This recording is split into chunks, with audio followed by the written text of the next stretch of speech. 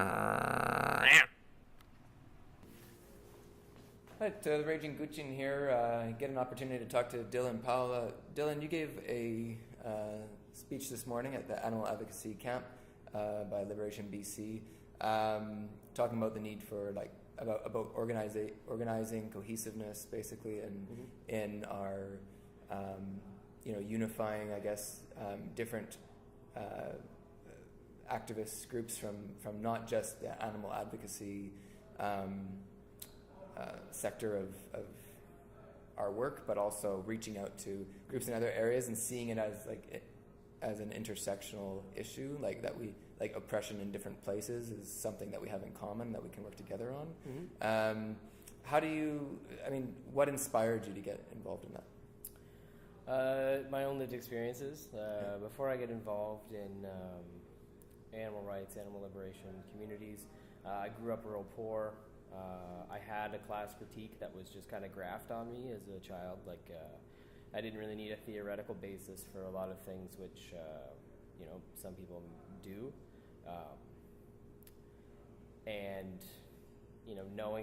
Knowing those experiences, knowing that those experiences aren't really valued in other larger communities, it allowed me to see the ways in which I was devaluing or making other people's lived experiences invisible, and how that was affecting, relationships and coalitions. And then just right off the bat, I feel passionate about a wide range of social issues. It's never been specifically one thing for me. So it's basically trying to take all of those things that I am passionate about and that I do work on, and like you said, make them cohesive, channel them in a substantive way, and hopefully create something transformative out of that. Yeah, and there seems to be a lot of opportunity in that, right? Because, say you're doing animal-related education, right, or advocacy education, and then you go maybe to an environmental group, and they might have their own ideas about it that aren't informed at all from an animal perspective, and similarly, people in the animal movement might not have a good understanding of the environmental ideas, and so they can come together maybe in some ways and both learn from each other and then take that and move forward with it into helping each other and becoming a stronger movement. Yeah, exactly. Yeah, if you look at just different movements just on the basis of skill sets, like as an organizer, you want to have as diverse a skill set as possible, and movements are basically shaped by what people see as far as what activity is possible or available where they are and what the capacity is. And if you look at the environmental movement right now, mass civil disobedience that's being organized, a return of rural lockdown sit-ins, all those type of things, these are skills that are really great that should be used also in the animal advocacy movement, but they don't, and it's largely because we don't organize in the environmental movement. We generally focus in on things like domesticated farm animals, animal use in other countries or via other cultures, and when it comes to realizing the intersection of wild animals and how things like pipelines affect land bases, air, water, soil, and wild animals, we're just not there. So we lose so much, and it becomes almost cyclical. It's like we keep our strategies and tactics and our focus very limited, and because of that, it just goes in over and over and over again until we break out of that cycle. We won't be able to bring in those skills and strategies from outside other movements. We won't be able to broaden our politics, and we won't be able to tap into larger social justice issues or social justice movements as we should to build coalitions. It'll just be continuously us talking to ourselves, using the tactics which we know as a movement or that we feel comfortable with, instead of learning, basically. Yeah. You did show some footage today in your presentation from Marineland, was it?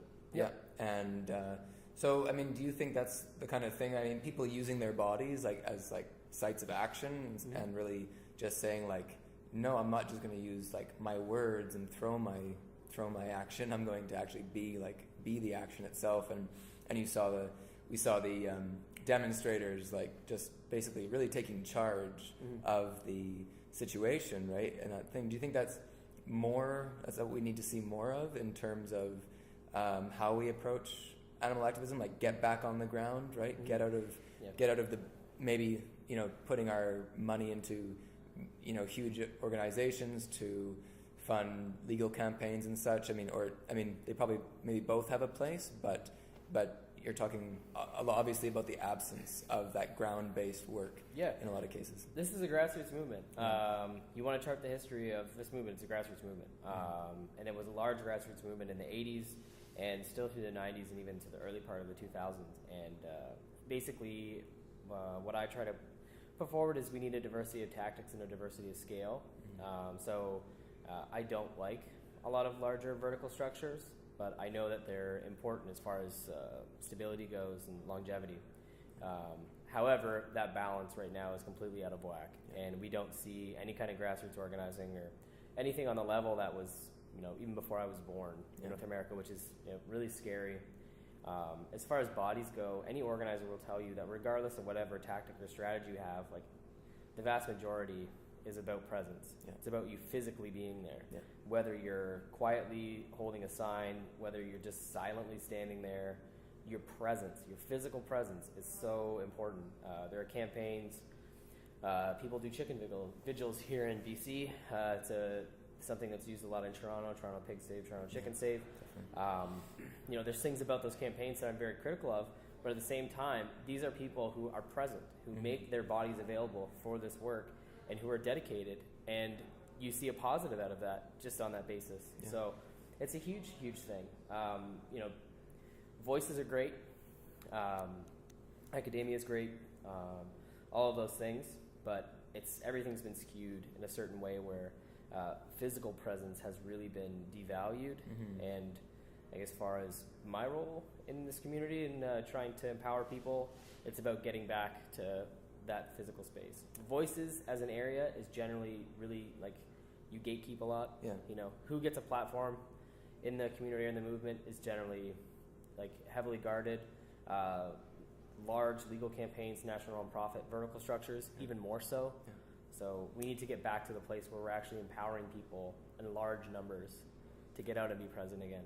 So how do you think fear comes into, I guess, stopping people from using their bodies? Because we have seen developments of laws preventing animal activists in many cases from doing things. We've seen on the East Coast, we've seen peaceful protests being met with military resistance or force, I should say. And it, in some extent, it's like these bodies which are powerful as themselves and as communities. Present themselves, but then you have like this like mechanistic power that comes and imposes itself, and it seems to drop a lot of fear, and of course fear of being arrested and litigation and such is also an issue. So how do you think that plays into it? I think there's been way too much discussion in the animal advocacy movement around repression based upon just recent happenings. We're not seeing the terrorism enhancement sentences that we were seeing 10 years ago. We're not seeing even the application of the AATA, to which point the industry lobbies wanted.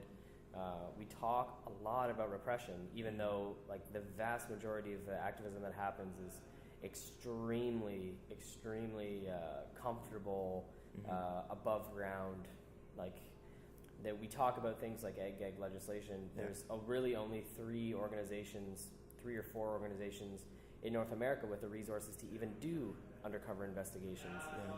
We talk about the Animal Enterprise Terrorism Act. It's been applied, to my knowledge, twice. One of those cases was thrown out because the application was seen as too broad. Another was a small enhancement, and that's it. And that's like the AEPA that predated that, and some of the Green Scare cases previous to that. There was serious repression, and I don't mean to downplay that in any way, but the fear that kind of permeates people right now, I think, is in direct relation to the fact that we talk way too much about repression and not very much about the specific risks that people are taking. If you're engaged right now in vigil campaigns, Chipotle, lobby takeovers, all these other things, you're not going to be hit with a conspiracy case or terrorism charges. It's just not going to happen. So we're kind of building up the fear ourselves, right? By we're creating these stories and maybe our presence in social media, which the animal advocacy movement is quite I think prolific in a sense, right? Uses it to its advantage in many cases. Can work against us in the same way, because when somebody sees any type of litigation or any type of, top-down sort of penalties being imposed, restrictions being imposed on how we advocate, it just catches on like wildfire, and everybody's talking about it, and it creates that reinforce the fear rather than dispel it by saying, well, like, no, this isn't actually what's happening on the ground. Becomes an excuse for inaction. And it allows people to continue to do things which make them feel very comfortable. And again, the talk that we gave this morning, one of the main points was in animal advocacy, you are an ally. That is your role. It's not about making you comfortable. If you're just doing things which make you comfortable, or you're pushed to inaction by your own fear, that you're not providing the role that you're actually supposed to be providing to other animal species, you should take risks. I face corporate repression. I'm still alive. I'm speaking at this conference, you know, like, you're well respected. There's horrible things that happened in your life, and, you know, it's not as if those things don't exist, but at the same time, like, I've been forced to learn a whole bunch of new skills that I wouldn't have previously, and we're still going. Like, it's tough for me because I don't want to give people the impression, especially when you come into communities like Vancouver where people are very young and very green. I don't want to give people the impression that they can just do what they want and there won't be any kind of consequences. Right. But at the same time, for the most part, most of the talk around repression or fears that people have, it's really just like either self-made or passed around socially. It's important for us to look critically at our own practices and such, and to keep growing from it, like you said, about your own behavior, like to not just be, either scared of taking chances, but to grow from the challenges that are in opposition to us. I do have one last question. It's often the hardest question for people who talk to me. What's your favorite animal?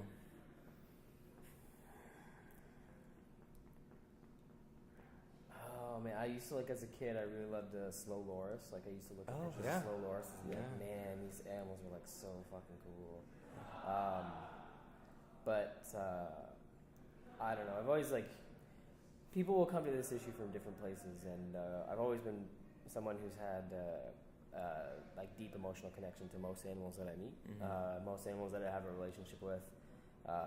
Like Larry the cow at Farm Sanctuary, who passed away a couple years ago, like him and I were buds. Like we, like, if I was there, like, we were chilling in the field together. And he didn't like a lot of people, but he liked me. I'm like 6 days removed from Ontario. I can't even look at pictures of that people post of, like, my cats and dogs, because, like, I'll just be like, get on a plane, I'm going back home. So, you know, I'm not. I don't really have a favorite animal. I just try to, in my life, like, I try to just be open to all relationships that I have, like, when I do meet, another animal, and to kind of, like, honor their life and their being, and give them space where they have autonomy and dignity and all those things. And, like, generally when I do that, the reaction is really great, because then they let me into a world that, sometimes they don't let other people into. So you and Joanne, who I was speaking to earlier, are both very resistant to giving me just one specific animal, or like, it can be any animal. Jo loves birds. Okay. Yeah. I think she said, what did she end up going with? She did, pig. She said pig. So come on. She's got a deep relationship with a lot of pigs at Farm Sanctuary. Yeah. So if you had to, it doesn't have to be your favorite. It can just be an animal that you really. Any animal. Man, I don't know. I really miss my dog Nico right now. She's a Husky Malamute cross. Okay. Yeah. Okay, so dog Nico. Yeah. Okay, so what I also get people to do is their best impression of their favorite animal. Nico. The best thing about Nico is she's, like, super regal and, like, kind of majestic. She's one of the most intelligent dogs that, like, I've ever been around my entire life, but she is a punk. Yeah. So, like, if we're, like, watching TV and it's a sports program, and at the arena, like, the Ramones will come on, she'll start barking along with it. So I don't know. I can't really, it's like a scream.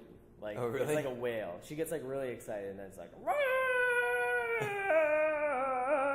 and she'll just keep going and going and going. And then if you like sing other songs around her, like Sham 69s at the Kids of United, or Oi Polloi,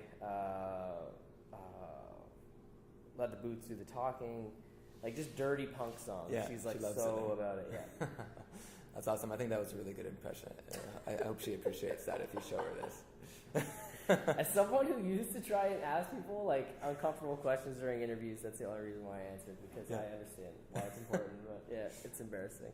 Well, you know, we do a lot of serious work, but at the end of the day, we got to remember to laugh and enjoy ourselves. Otherwise we're gonna go crazy, I think. So thanks so much for taking the time today, Dylan. I really appreciate it. Thank you. Thanks for your presentation. And yeah, hopefully we'll see you in Victoria. Sounds good. All right, take care. Yeah.